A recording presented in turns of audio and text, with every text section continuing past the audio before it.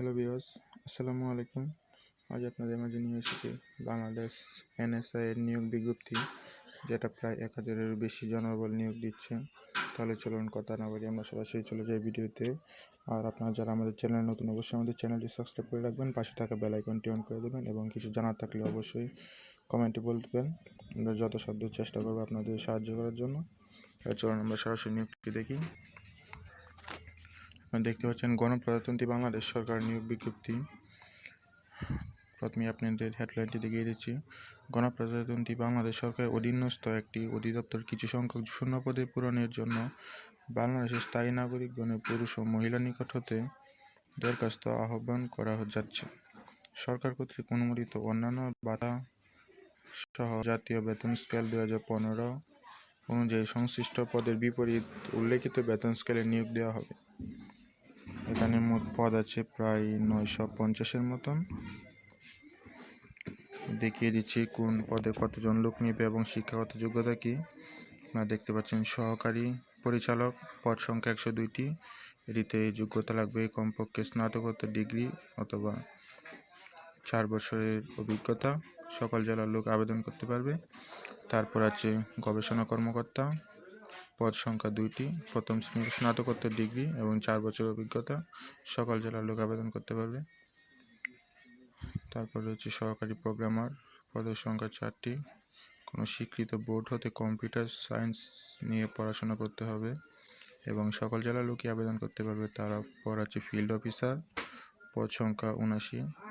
দ্বিতীয় শ্রেণীর স্নাতক বা সমমানের ডিগ্রি সহ কম্পিউটার চলমান দক্ষতা হতে হবে এবং পুরুষের ক্ষেত্রে 5 ফুট 3 ইঞ্চি এবং মহিলাদের ক্ষেত্রে 5 ফুট।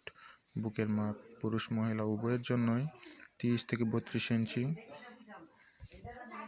এবং সকল জেলার লোকই আবেদন করতে পারবে। তারপর রয়েছে কম্পিউটার টেকনিশিয়ান, এটাতে উচ্চ মাধ্যমিক, স্কুল সার্টিফিকেট ও সমান পরীক্ষা উত্তীর্ণ হতে হবে এবং সংশ্লিষ্ট বিষয়ে কোর্স সার্টিফিকেট, চলমান কম্পিউটার চালনায় দক্ষতা রাখতে হবে। সকল জেলার লোক আবেদন করতে পারবে। তারপর আছে রেডিও টেকনিশিয়ান, উচ্চ মাধ্যমিক শিক্ষা বোর্ড, উচ্চ মাধ্যমিক ও সার্টিফিকেট বা সমান পরীক্ষা উত্তীর্ণ হতে হবে। সকল জেলার লোক আবেদন করতে পারবে। তারপরে হচ্ছে অ্যাকাউন্টেন্ট কাম, আপনারা দেখতে পাচ্ছেন আমি সবগুলো পড়ে খোলানো একেবারে অসম্ভব, আমি চাচ্ছি ছোটো করে ভিডিওটা হোক। তারপর রয়েছে জুনিয়র ফিল্ড অফিসার, পদ সংখ্যা 64। এটাতে আপনারা দেখতে পাচ্ছেন যে এটা সরাসরি যে কত জেলার কয়টা জেলার লোক আবেদন করতে পারবে তা এখানে দেওয়া আছে লিস্টটা। তারপর রয়েছে স্মার্ট মোড়কতা কাম, এটাতে লাগবে কোনো স্বীকৃত বিশ্ববিদ্যালয় হতে নিম্ন দ্বিতীয় শ্রেণী বা সমান সিজিপিএতে স্নাতক বা সমানের ডিগ্রি। তারপর রয়েছে ফটোগ্রাফার, উচ্চ মাধ্যমিক, স্কুল সার্টিফিকেট বা সমান পরীক্ষা উত্তীর্ণ এবং পদ সংখ্যা 2টি। সকল জেলার লোক আবেদন করতে পারবে। তারপর রয়েছে ওয়্যারলেস অপারেটর, শিক্ষাগত যোগ্যতা উচ্চ মাধ্যমিক, স্কুল সার্টিফিকেট এবং বৈদ্যুতিক ও বেতার যন্ত্রপাতি বিষয়ে কিছু অভিজ্ঞতা লাগবে। পদ সংখ্যা 64 এবং এটাতেও দেখতে পাচ্ছেন যে যে জেলার লোক আবেদন করতে পারবে তাদের লিস্ট এখানে দেওয়া আছে। তারপর রয়েছে দেখতে পাচ্ছেন অফিস অ্যাসিস্ট্যান্ট, পদ সংখ্যা 1টি। তারপর আছে অফিস সহকারী কাম, পদ সংখ্যা 41টি। কোনো স্বীকৃত বোর্ড হতে দ্বিতীয় শ্রেণী বা সমান জিপিএ, উচ্চ মাধ্যমিক সার্টিফিকেট ও সমান পরীক্ষা উত্তীর্ণ এবং কম্পিউটারে প্রতি মিনিটে টাইপিং লাগবে সর্বনিম্ন 20 শব্দ এবং ইংরেজিতে সর্বনিম্ন 20 শব্দ। দেখতে পাচ্ছেন যে যে জেলার লোক আবেদন করতে পারবে তার লিস্টটা এখানে দেওয়া আছে। তারপর হচ্ছে ওয়াচার কনস্টেবল, যেটা বেতন গেট ধরা হয়েছে 17 এবং পদ সংখ্যা 570, মাধ্যমিক, স্কুল সার্টিফিকেট ও সমান পরীক্ষা উত্তীর্ণ।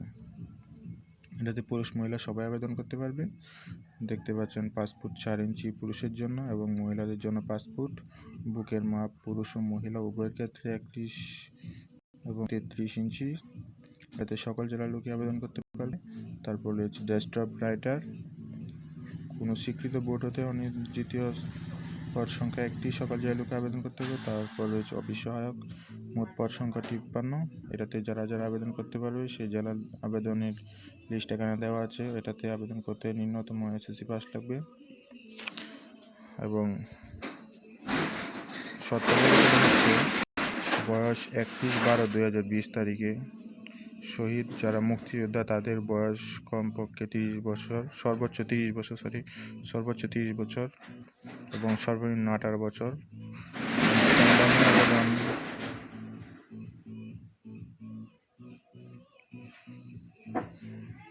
একটু ভুল হয়ে গেছে। সাধারণ প্রার্থীদের ক্ষেত্রে 30 বছর সর্বোচ্চ এবং সর্বনিম্ন 18 বছর, এবং মুক্তিযোদ্ধা, শহীদ মুক্তিযোদ্ধা, পুত্রকন্যা ও শারীরিক প্রতিবন্ধীদের জন্য সর্বোচ্চ 32 বছর। এবং অনলাইন আবেদন ফর্ম পূরণের জন্য আপনার নিকটস্থ অনলাইন দোকানে গিয়ে আবেদনটি পূরণ করতে পারবেন। পরীক্ষার ফি ক্রমিক 1 হতে 3 উল্লেখিত পদের জন্য পরীক্ষার ফি টাকা 700 টাকা।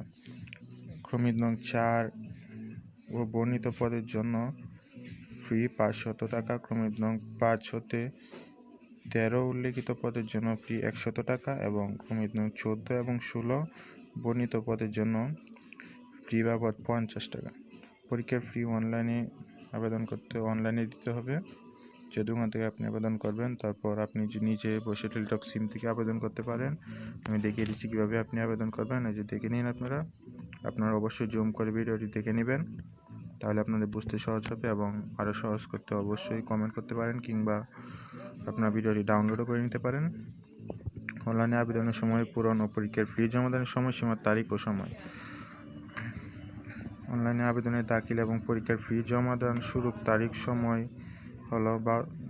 হলো উল্লেখ্য যে প্রার্থীকে আবেদনপত্র দাখিলের পরবর্তী 72 ঘন্টায় ফি সম্পন্ন করতে হবে, এবং আবেদন শুরু হবে 10/1/2021 খ্রিস্টাব্দ দুপুর 12টা থেকে, এবং আবেদন শেষ হবে 23/1/2021 খ্রিস্টাব্দ সন্ধ্যা 6টা পর্যন্ত।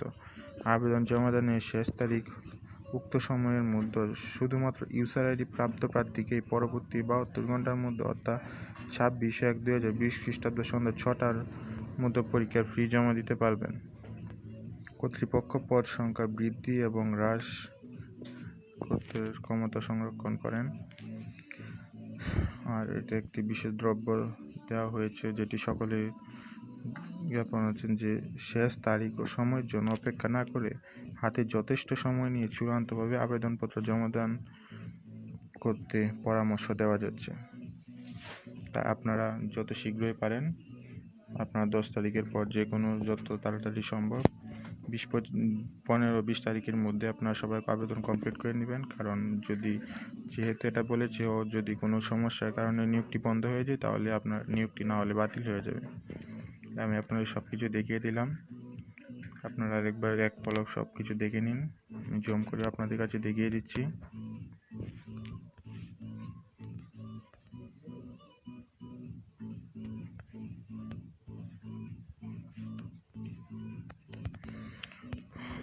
তাহলে আজ আর কথা বাড়াচ্ছি না, আমাদের চ্যানেলের সাথে থাকার জন্য ধন্যবাদ।